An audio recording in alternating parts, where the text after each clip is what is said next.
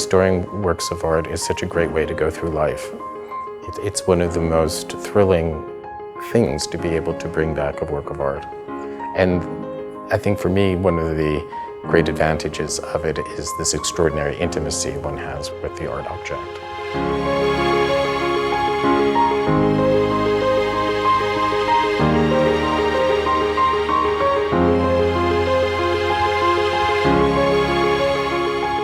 I chose to be a conservator because I had a great interest in art history and in the sciences, and I realized that I could combine these two interests of mine through the field of conservation. I'm particularly interested in the aesthetic issues of cleaning and degrees of cleaning and of not going too far with cleaning, especially on stone and marble pieces. One of the major tenets of any kind of conservation treatment is reversibility. That is that whatever we do can be undone without damage to the work of art.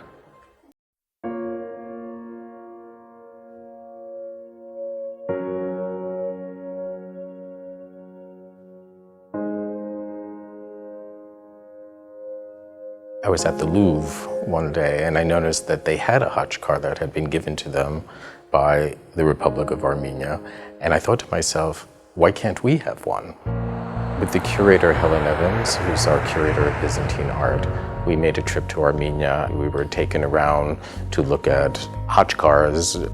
We felt very strongly that we didn't want to remove a Khatchkar that was in its original location. The Khatchkar that's here on loan to the Met, it was in an area of an abandoned church in Lori, and it was leaning up against a post outside, which was how we knew it couldn't have been in its original location.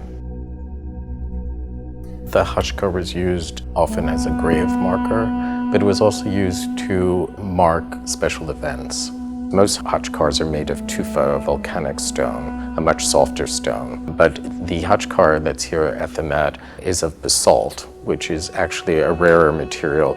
There are basalt mines nearby, Lori, so it makes sense that basalt would have been used. But it's a much more difficult stone to carve, and so in some ways it speaks of a grander commission. It's not just a question of availability in this instance. It's of exceedingly high artistic quality and is unusual for its depiction of the four evangelists that you see depicted on the bottom. There's the angel of St. Matthew, there's the lion of St. Mark, there's the ox of St. Luke on its side, and there's the eagle of St. John. To find any figural depiction on a Khatchkar is very unusual.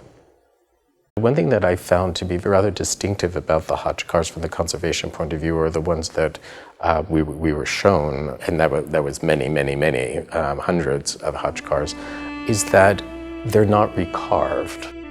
Oftentimes you find in, let's say, French sculptures that over the centuries they've been recarved, and I found absolutely no evidence of that with the Armenian Khatchkars, which is really to their benefit, that they've not been tampered with over the centuries, and that they're worn from outdoor exposure, they're abraded from outdoor exposure, but they've not been recarved.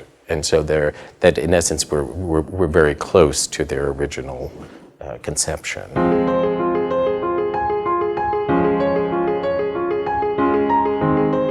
I think that the position of the Khatchkar, which is so close to the entrance of the museum, is in a gallery that's so well traveled by most visitors to the Metropolitan. And I'm always struck when I'm passing of how many people are stopped and look at it, and I assume they're not all Armenian, and I think that they're just fascinated by this object because it is so distinctive and so unique in its form, and they would not have seen anything like it. I'm just happy that we have a Khatchkar on view in the Metropolitan Museum, and it's such a spectacular example of one that really truly represents this art form and the art of Armenia.